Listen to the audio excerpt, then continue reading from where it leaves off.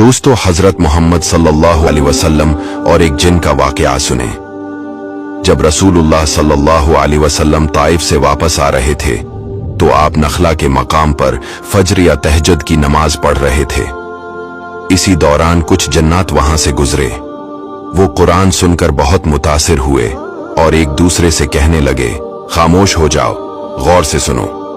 जब नबी करीम अलैहिस्सलाम कुरान की तलावत मुकम्मल कर चुके तो वो जिन्नात वापस अपनी कौम के पास गए और कहा, या कौमना इन्ना समेना किताबन उन्जिला मिन बादि मूसा यहदी इलल हक।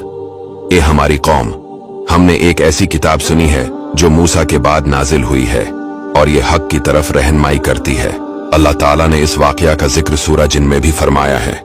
जिन्नात ने न सिर्फ खुद ईमान कबूल किया बल्कि अपनी कौम को भी दावत दी और अल्लाह के अजाब से खबरदार किया। इससे हमें मालूम होता है कि नबी करीम अलैहिस्सलाम की रिसालत सिर्फ इंसानों तक महदूद नहीं बल्कि जन्नात के लिए भी